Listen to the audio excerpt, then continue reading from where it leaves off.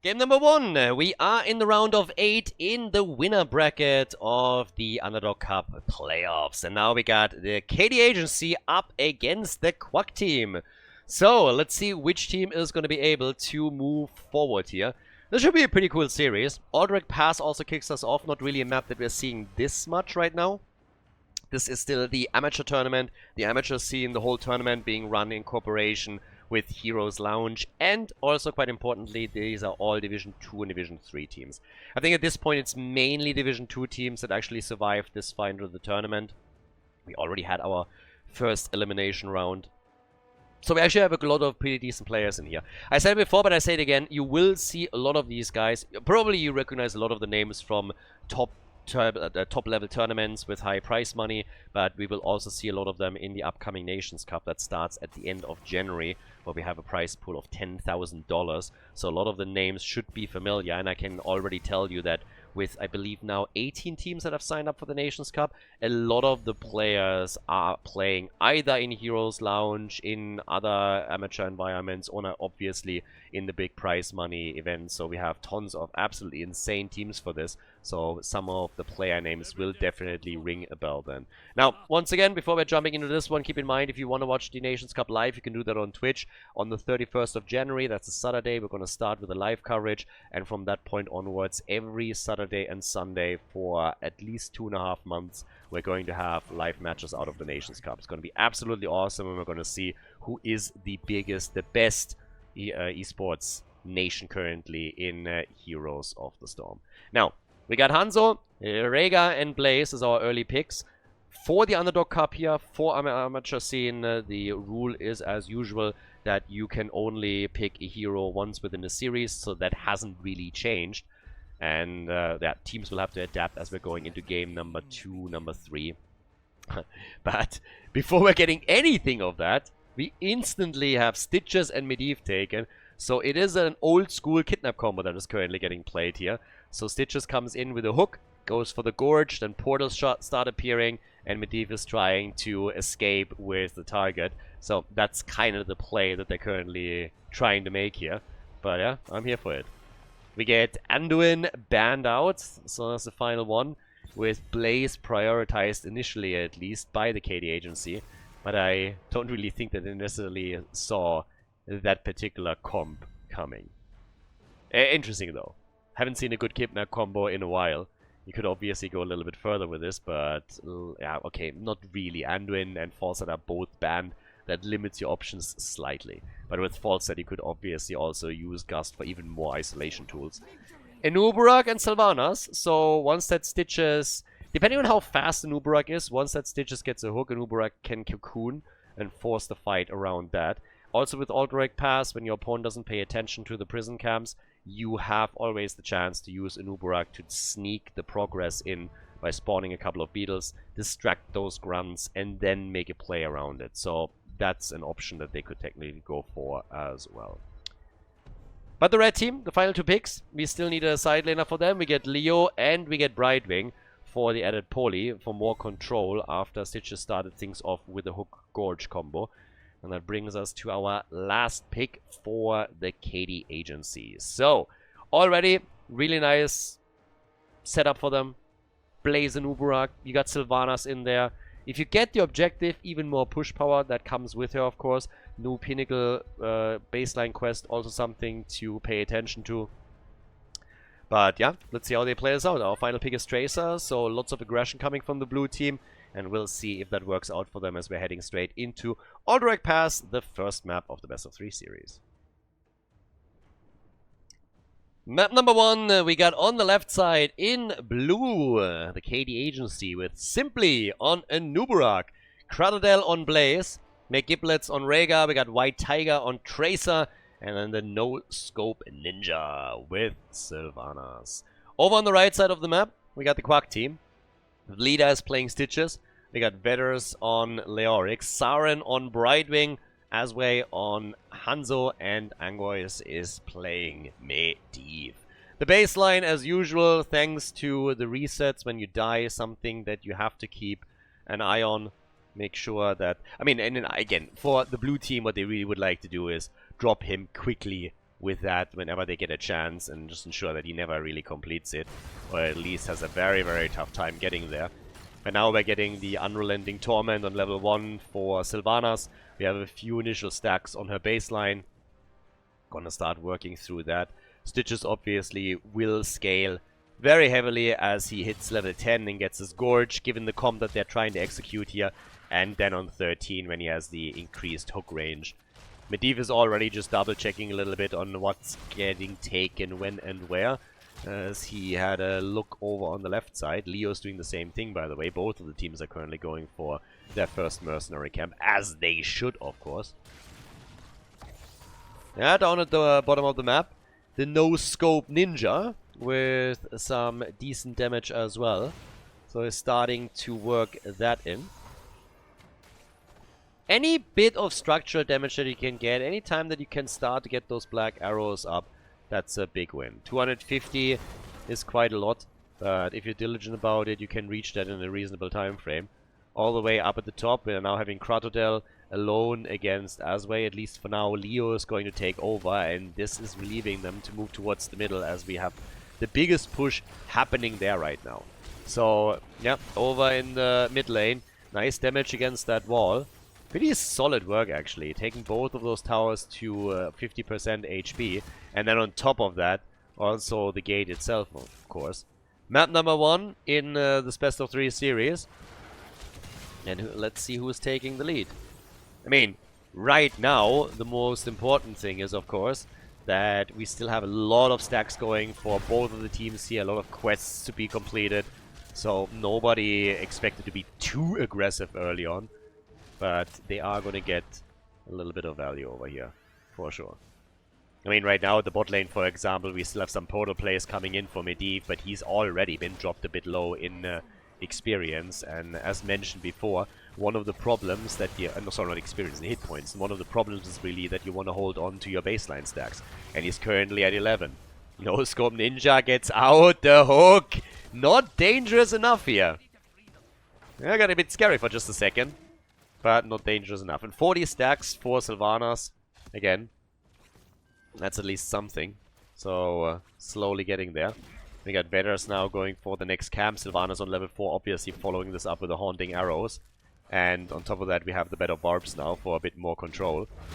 And, yeah, Tracer is sitting at the top side. Tracer is going to be the one to really latch on targets like Hanzo, Brightwing, and also Medivh.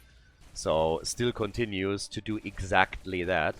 And down at the bottom of the map, with the help of Anubarak and his Beetles, they still keep pushing, and they're getting mad value. They're taking the entire wall out, and even damage on the fort itself. So, this is pretty epic for the KD Agency. It's a lot of initial damage, and this was without an objective, and without any late-game tools. There's no boss here, no nothing. And Anubarak, I highlighted that a little bit earlier, is starting to get very cheeky around the prisoner camps. So that means that he is currently in a spot where he can get some easy progress for the team without having to do anything. And he's of course also forcing the opponent to react to it, which makes matters worse for them, especially in the sense that they have less tools to defend the bot lane, where Sylvanas keeps aggressively pushing. Now, we get the attack against Sylvanas here, but no Scope Ninja is able to move out. And the pressure at the top lane is on again. So, the KD Agency is hitting them at 2 points at the same time, and the Quack team just simply can't deal with it. So, they're losing the objective, and they basically lost the fort at the bottom of the map too. It gets difficult for them now. They've lost a lot of ground here already. That's a very early objective. I mean, we're not even at the 5-minute mark. And then you've basically lost your bottom fort.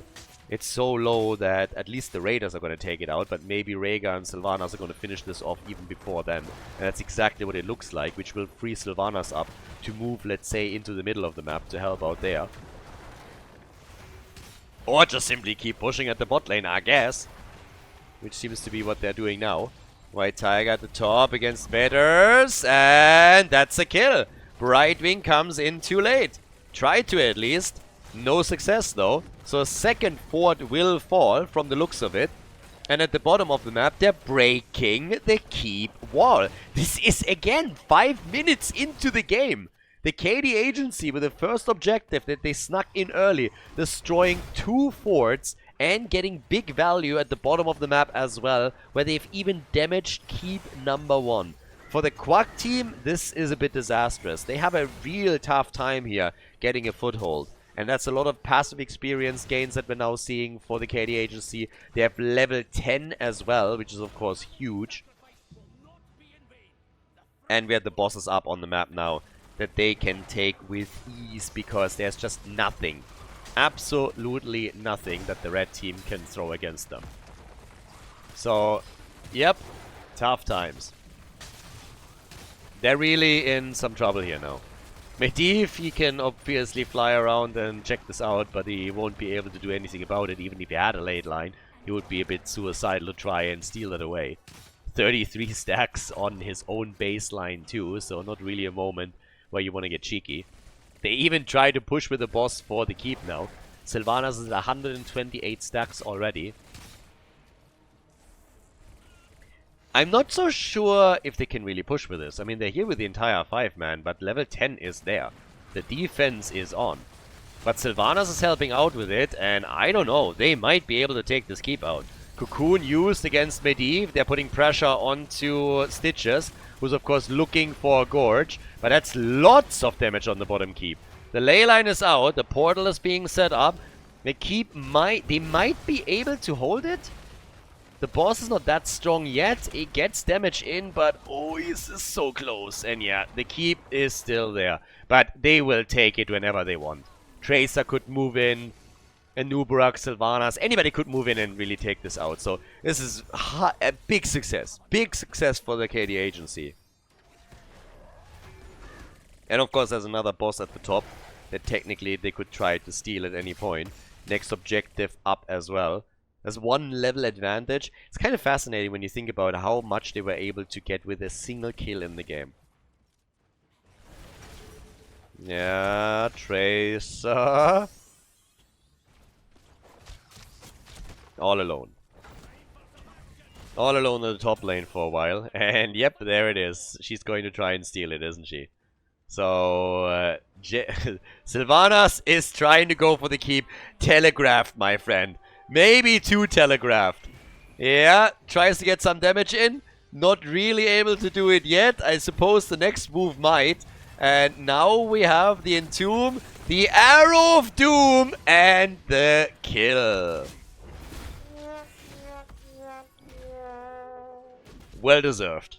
Well deserved is all that I'm saying here. That was too obvious. The Entomb comes out and look at the arrow flying. The arrow comes in instantly and that's a kill. So Sylvanas thought she was cute and then she very quickly gets proven that yeah, she's not nearly as dangerous and ingenious as she thought she'd be. So a little bit unfortunate for Sylvanas, I guess. She wanted to be the big hero. Didn't even get the keep, by the way. Didn't even get the keep. Got it low, but wasn't able to take it. They were able to sneak that top boss though. So that's nice. And they maintain control of their own camp. So this is actually pretty big. Tracer. Uh-oh. Uh-oh. Quest is completed for Medivh, but still, that would have been a very painful death. Really painful death. So, yeah, for now, we're having the boss push at the top. Obviously, that frees you up to go for the objective. Blaze with a bit of pressure at the bottom of the map, so he can now go for the keep, and he's gonna get it. So, yes, the keep is finally gone. And now they're going for the objective too. Trying to claim that they've taken the initial lead already with the Anubarak earlier, and now they're getting another objective here. Essentially for free, with even a follow-up kill. They're going for Hanzo, and they drop him. So, Hanzo is gone. No chance. Tracer is able to get away. And the boss has opened up the top lane. So, this is really the biggest danger for the red team now, to lose the second keep. And I mean, we all know what happens with the second keep being destroyed. Once that's the case, that means you don't have any... Well, you have one armor shield remaining, which is typically not enough. Now, Rhaegar dying, that's a bit of a different story. Fort in the middle destroyed, and Tracer's actually just going for the top keep. Tracer's not even fighting with them. They're not caring about it. Anubarak goes down, and Tracer couldn't care less. They were able to get this thing nearly destroyed. And now here comes the raiders, the cavalry. So this is going to be the end of the topside keep. No chance of holding this anymore. They just don't have the damage output for this. Guys, that's 2 armor shields gone. We're 10 minutes in. 2 armor shields gone. This means at this point you can start going for the core. If you have a shot, you can certainly make your play here. So yes, they are in trouble. They're in a very, very awkward position right now.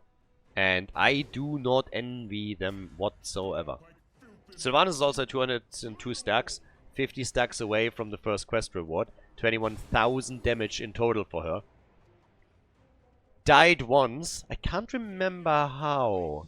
Oh, yeah. Okay, now I got it. Yeah. The entomb, then that arrow. And she didn't get the keep, did she? No, I don't think she did. So, yeah. Sylvanas, again, 1 death. 21,000 damage. And now a boss up at the bottom of the map. And let's see what they can get there. Azikam still browsing through the middle, by the way. Pushing them too. 16 talents are in. Quack team. Yeah, they don't have their 16 yet. There's very little to gain actually down here except for the boss for the blue team. The only thing that they can really get is the keep in the middle. That's the only thing that's still standing.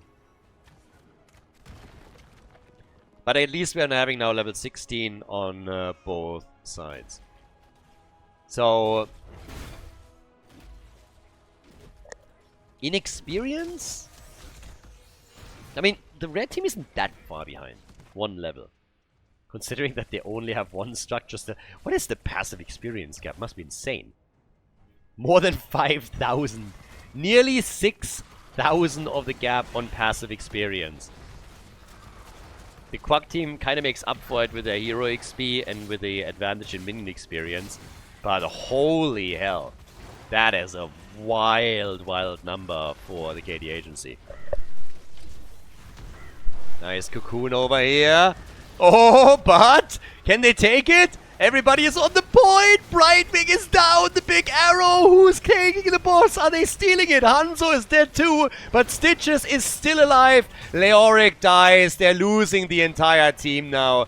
And the boss gets taken by the blue team. It was really close there for just a second. But oh my god. Imagine them stealing that. That would have been crazy. So, yep, this is game 1, I guess. Nicely done. This was a neat little move that they made here.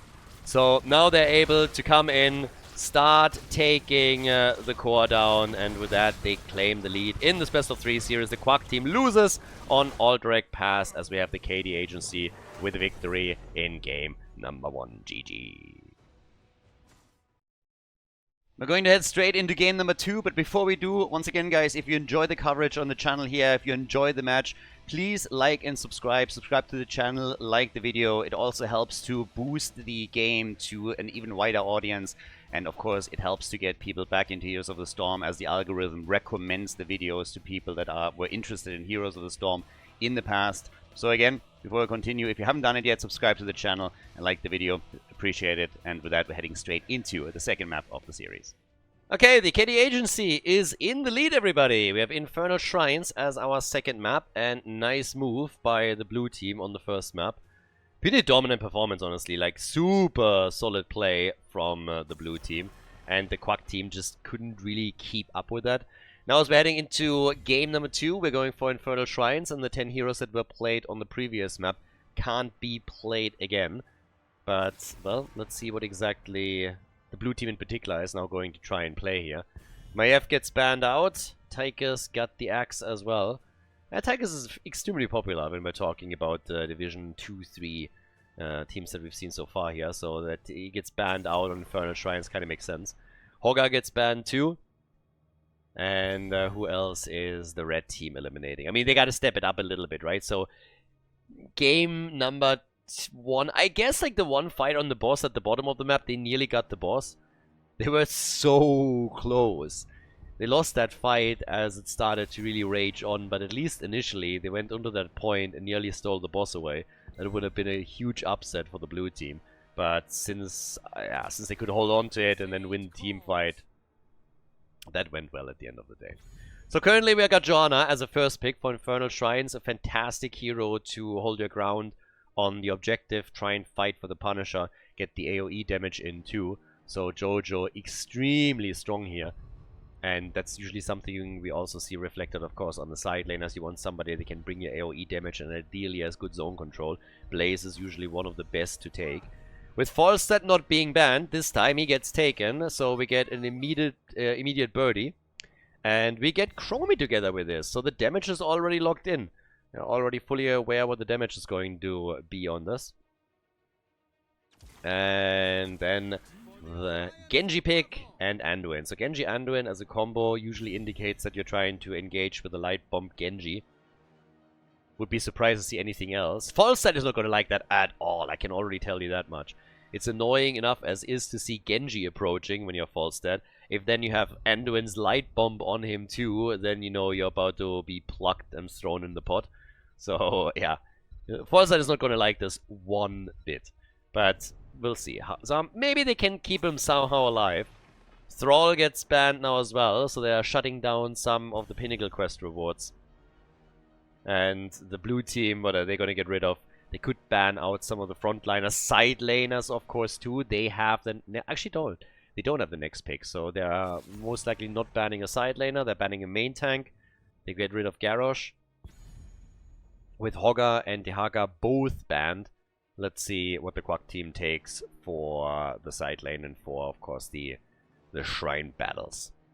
Leo... I'm currently just thinking. Leo wasn't played in game number 1, right? So yeah, Leo is still available.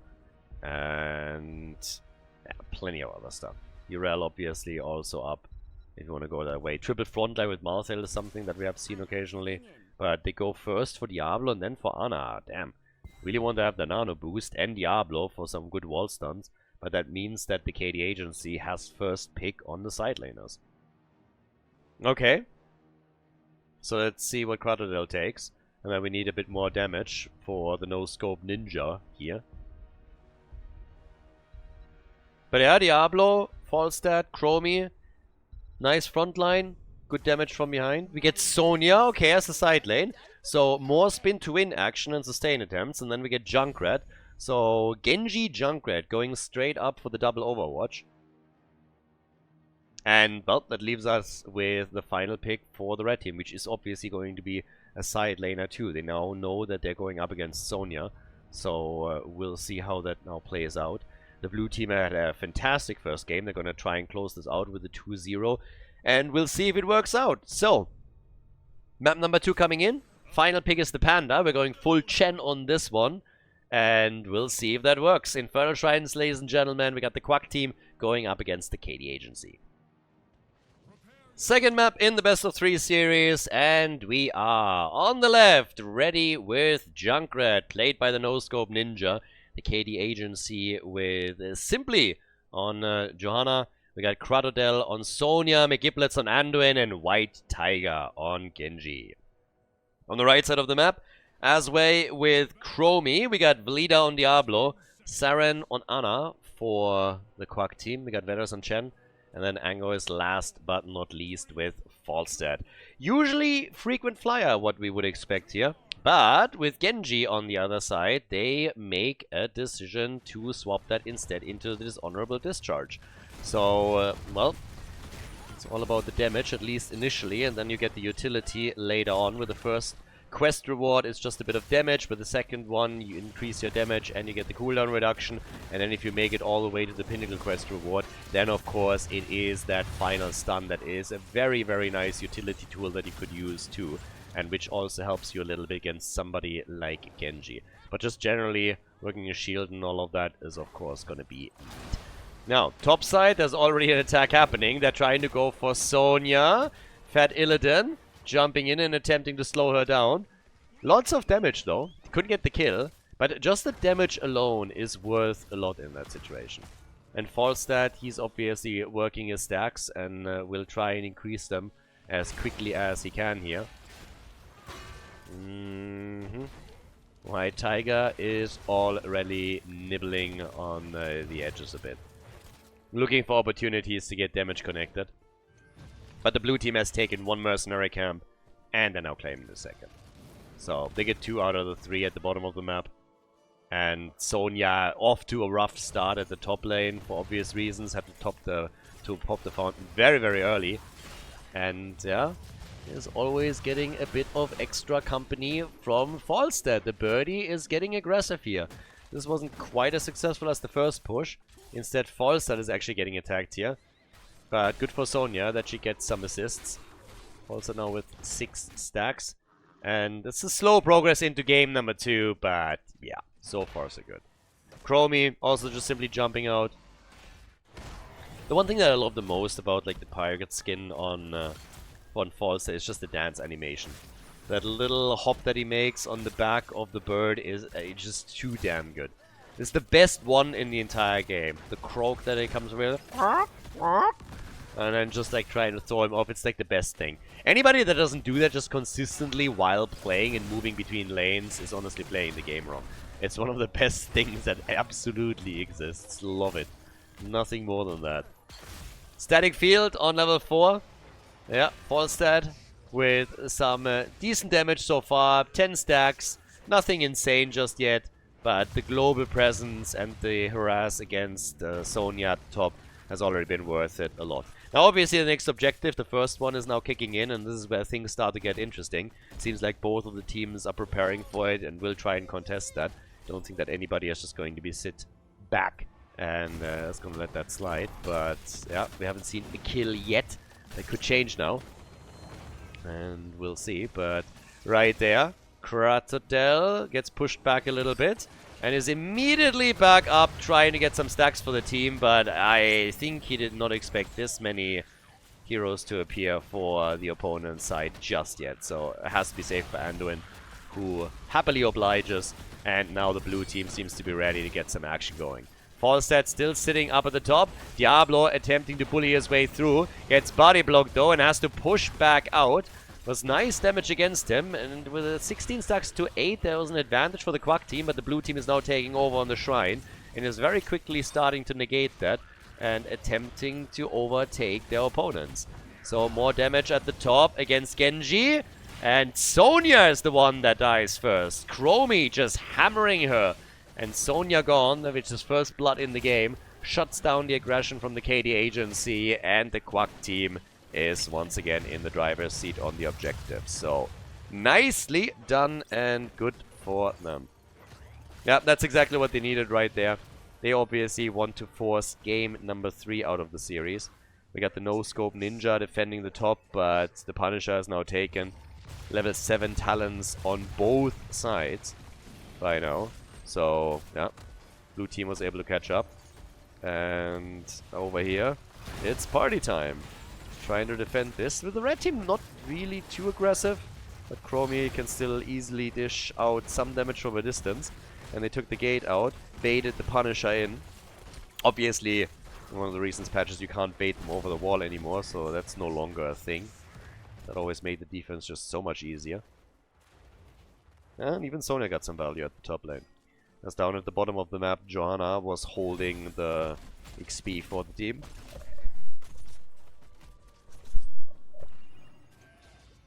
Couple of mercenary camps still being focused, but it's all in all still very, very tame and cool, calm, and collected. It's a little bit more of a slower approach than what we've seen in game number 1, for sure. They're starting to go through the motions, take the mercenary camps, but we don't have a lot of big fights and skirmishes happening. They're thinking about flanking in on someone like Chromie, but they don't want to have the big team fight just yet. Everybody waiting for level 10 abilities and yeah, just trying to edge out small macro advantage just by pushing a lane out, maybe going to the top lane and ganking up on the opponent's solo laner, or making plays along those lines, but it's nothing where they are really committing to anything yet. And no huge mistakes made to capitalize on. Falls in the mid lane, gets maybe caught a bit and eats damage, but he's not in real risk of being killed here. So that's another one. We're having also Jojo Still totally fine. They're playing this slow. Nobody really wants to give the opponent a big edge and an advantage. But level 10 abilities are now ready. And that gives us, of course, the slowing sands. We got the lightning breath. We have, on top of that, nano boost. So Diablo could also be among the boosted here. Just saying. And we have the keg for the panda. Sonya goes for the aggressive version of her ult and picks Leap. So they're going to try and chain some stuns here. Get that blessed shield going. Let Sonya move in. Light bomb. And of course we have X-Strike. So now they have a lot of tools to just, for example, take down Falstad. Here comes the leap. Light bomb and the kill. Beautiful combo with the Riptire. Extremely well done here. I thought initially that they were aiming for Falstad, but nah, they just wanted to have Chromie and Ana, and they just blew them out of the water.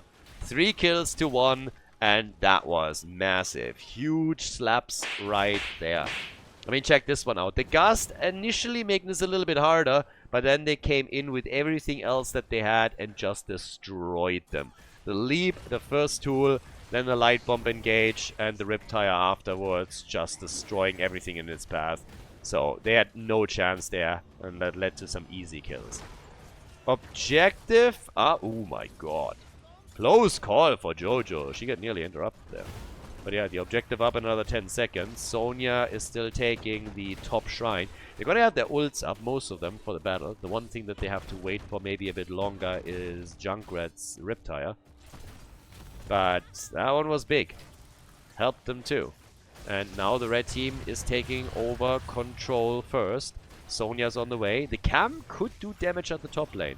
That's a pretty important camp that they have running there.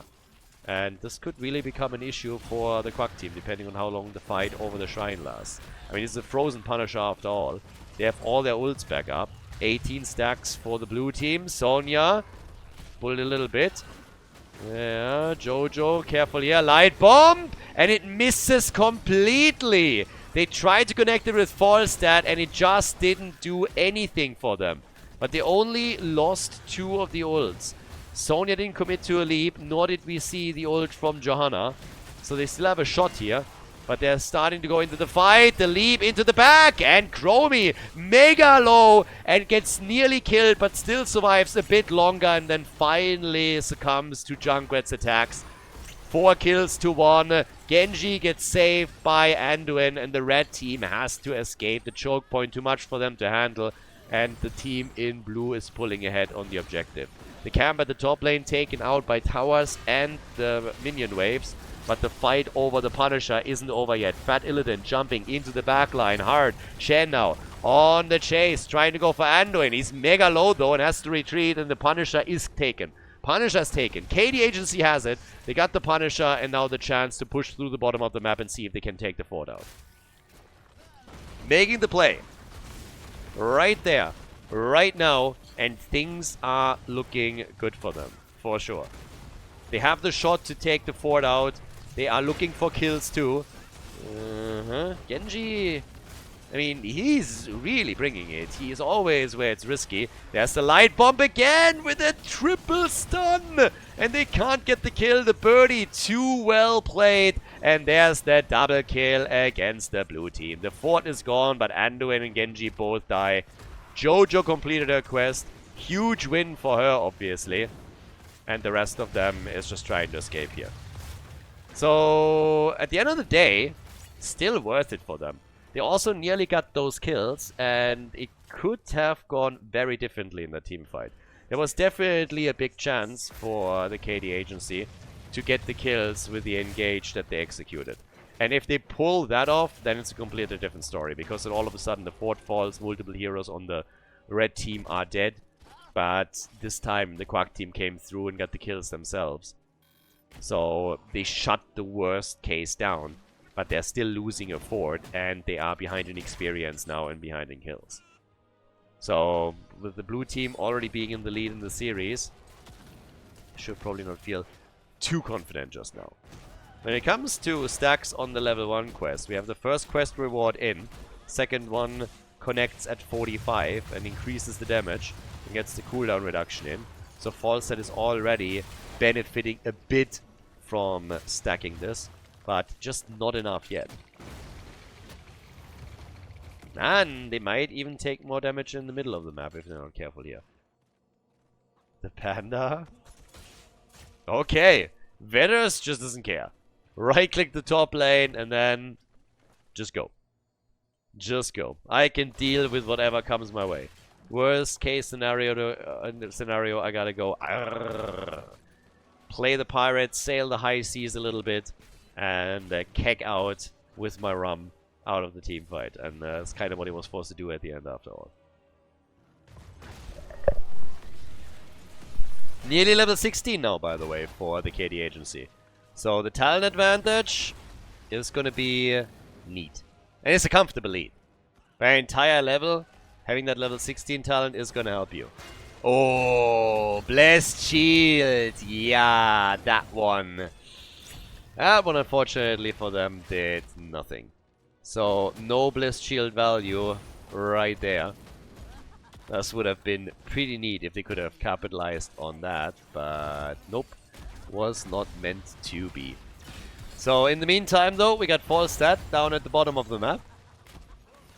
And, yeah, with the shrine not announced yet, the blue team is already sitting in the mid lane. There's absolutely no doubt, though, that the red team is going to get level 16 talents for the next fight themselves. So, unless somebody gets caught off guard on the lane, the Quack team won't give them a big battle and is just going to wait this out. Everybody is waiting for the objective, essentially. Jojo with an iron skin has to move away here. Just kind of caught where she was, but it's not having any consequences for them. Falstad is following nearly completely up with the Lightning Rod build, Afterburner on level 16, a bit of a deviation right here. And Falstad, woof, Genji getting a bird kill in. Kicks the bird a little bit too. And yeah, the timing couldn't be worse. 30 seconds while the objective is up. Boy, that is always the most sucky situation when you are alive the entire time. You played slow, you played well, and then as the objective is about to spawn, all of a sudden you lose one of your key heroes, and now you're down a player. That being said, the aggression that we're getting from the Quacktino a moment later, maybe a bit of a Hail Mary, works out, and it's Anduin that dies. So that's your support gone, and then Junkrat falls. So the blue team probably thought, and rightfully so, that they had this one in the bag, and then two of their key heroes get eliminated. And just like that, the momentum has flipped. They at least get Chen, so that's a nice counter kill, but guess who's back? Back again. It is Falstad, and he's there to kill stuff. Yeah, that Gust, not so much though.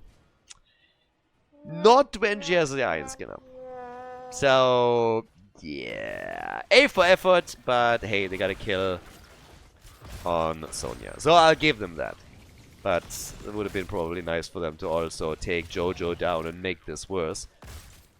But now it's level 18 versus 18 in a couple of seconds. So the two teams are extremely close in experience again. But, yeah. Falstad went to the top lane, a little bit ashamed after that last gust that he was trying to go for. I guess he thought he timed it right, but the reality is that it's a big fat nope. 33,000 damage for the bird, by the way. Jojo's the only one that hasn't died yet in the entire game. And keep in mind, she completed her level 4 quest. So, big quest to complete here. There's also a big bad Punisher in the middle, and this is very likely going to be the end of that fort. Especially with Diablo just simply lurking around here. Yeah, that's a lot of terror right there. Sonya with a leap! And they come in for Ana and take her down. But Falstad just soloed Genji. So, yeah, nice for the bird. Ana gone, though, means that the red team still can't be hyper-aggressive. It's a 4 versus 4 right now. There is a defender's advantage. But Genji against Falstad is gonna get quite interesting. And this is all with Falstad still sitting on the first quest reward. Just as a side note, he doesn't have quest reward number 2 yet. He's still 14 stacks short to get there. So, yeah. Falstad is not that easy victim anymore that he usually is. As long as he can juke Genji successfully. And obviously spec fully into the Lightning Rod build here. 7 kills to 7 gives us now both teams on level 19. Each team has lost a fort. It's very even here in game 2. Very, very even. Very different performance than what we've seen in game number 1. That was a bit more one-sided with a clear winner through solid play and really nice decision making. But by now we're closing slowly in on level 20 talents. And yeah, we'll have to wait and see. Red team is definitely getting more aggressive now.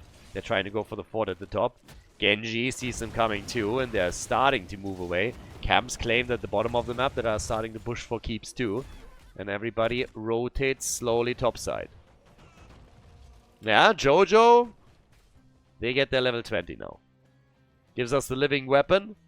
And for Johanna, we do not get any upgrades here. Instead, we got blinded by the light. And yeah, the blue team slightly ahead in experience, as usual, as pretty much the entire game, but not a window that they're going to be able to capitalize on. Not with Falstad already sitting at the bottom of the map and getting himself some experience too. So let's see what Storm talents we're getting for the Quack team. Mighty Gust gets upgraded, Hellgate for Diablo, and then we get the Armored Stance for Ana. Ana has been a prime target. Ana has really been one of the heroes that they wanted to take out the most. Every single time that they have a chance, they're leaping in with Sonya. And then usually Genji follows up and attempts to help out too. Yeah, Diablo. We got him ready. Bit of body blocks. Chen right there too. These two are such hit point monsters now. Yeah, they are just fat boys at the front line. 18 minutes in. 36,000 damage for Falstad, 53,000 for Genji. Diablo gets attacked, and there's the wind tunnel. Better safe than sorry. Ooh, even a nano boost used in that situation though, so that's 2 big cooldowns that they just burned. Genji, and the leap from Sonya, plus the Genji attack. And that's the end of Falstad. Diablo also gone. He was fully stacked on the baseline, but that's still 2 heroes dead. And the objective is obviously now up for grabs. The KD Agency with the big play right there to take the lead in this objective battle. And with Falstad not in play, this is difficult to stomach. So, yeah, they gotta be careful that they're not losing anything as they're pushing for the fort. They would have loved to weaken that lane further. But the objective should be an easy one to grab. With Falstad is down for another 25 seconds. I mean, if that is not enough time for you, then I don't know what's going to be. Yeah, sitting at 22 stacks right now. Should be able to get a little bit more. Red team is actually aggressively invading this. So, KD Agency, not too confident just yet. They don't want to be cocky here. They don't want to be too aggressive. Leap again with a double leap. The insta damage. Ana is low. Genji gets the kill. And they might get a counter. No. Blinded by the light saves the day as Falstad flies in to try and help the team out. But Genji is still a bit low. Is able to jump out. They still have the fountain over here. And can now reset and then re-engage into battle. There's no healer anymore on the side of the Quack team. And the red team is actually fighting extremely well here. I mean, they've been down now 1 hero in for multiple minutes, essentially, of that fight. But now we got the kill on not only Chromie, but Falstad. And they are starting to chase them down hard. The KD Agency is starting to build up that momentum again that we already observed at the end of game number 1. And rightly so. Good for the red team to just keep fighting and trying to dig their heels in here. But they are starting to lose that battle. The fort is getting lower and lower. Sonya is already on the shrine minions. Gets the objective. Blessed shield. And Diablo is gone. And this time he didn't have the stack. So this time he is down for the duration. They're going to go for the topside fort to drop that immediately. Down at the bottom of the map, the keep is losing hit points. So yes, they are losing ground on too many lanes already. The keep is not going to be destroyed, but just the wall being dropped. The axe is now granted. And then the keep losing HP by itself. That's tough. And Falstad, again, he made it to the first quest reward. And ever since then, not really a whole lot happening. If he made it maybe to the 45, you know, gets even more utility out of this, then it might be a different story. But it's just too little too late right now. It's not enough. At this point, we have Chen on 47,000 as the top damage dealer for the Quack team. 70,000 for Genji. 66,000 for Junkrat. So, yeah, way too much. Right there. Down at the bottom of the map, still a little bit of pressure coming. And, yeah, over here, there's just stealing camps away. As it turns out, Junkrat on the damage output, 6-7. And we have him in the middle of the map, taking control of the defense. So, keeps the standing, no problem there. But yeah, look at this. Top keep gone. Wave pushing. This keep also low. And then the fight over the camps. At this point, we've long passed the point where the level difference doesn't mean a whole lot.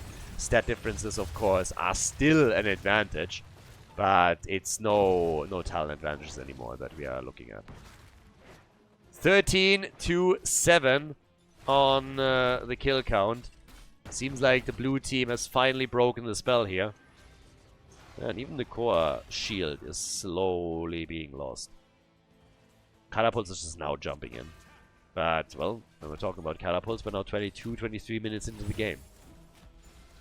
It's gonna be tough to bring this back for the Quack team. They need to win here or they're dropping into the losers bracket.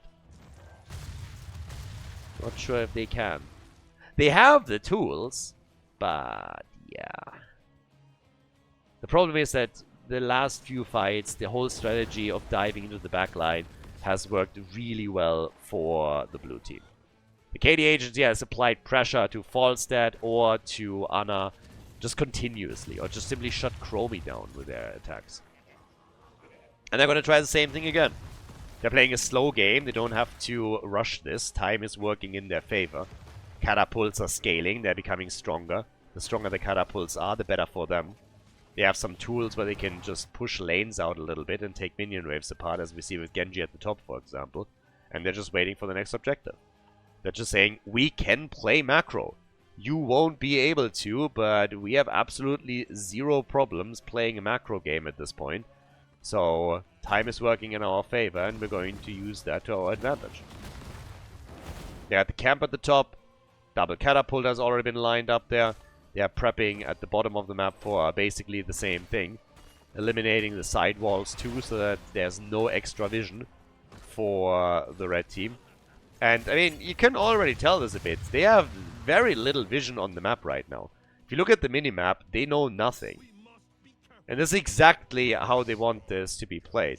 They get some pings out, but this is basically it. There's very little vision that they're operating under. And the Shrine is now coming up, that's 20 seconds. Falstad is starting to hold on to the top lane a bit longer. And is attempting to buy them more time before they have to send someone back to deal with this. But that also means that the blue team is very likely going to get a bit ahead. So now they have to try and make sure that they're getting vision. That they're pushing into this. And off we go. This is going to be the big one. Big opportunity for the Quack team. Falstad is a great job at the top lane. Destroyed everything. Catapults are now slowly moving in again. But it's going to take a while before they really become effective. Even at the 25-minute mark. There's not a lot that has been built up there. The lead goes to the KD Agency though. KD Agency, they have the point right now. Diablo is aggressively pushing in. He's trying to take control. He's trying to get that for the team. 13-7 on the kill count now. Another catapult moving through the top lane, slowly pushing for the core. As over here, the blue team pulls further ahead. Arcane Punishers, what we're fighting for this time. Diablo is looking for an opportunity, and so does Chen. There's the Riptire. Comes in. Mighty Gust gets used. Nano boost on Falstad. 35 stacks to 22. They have the big lead right now on the objective. Just a couple of attacks out of the range and they are golden. There comes the shield. Leap. The light bomb engage. And bye-bye Ana. She's gone. No chance for Ana. Gets absolutely murdered. Falstad gets killed by Genji. Chromie is dead and they are going to lose everything here.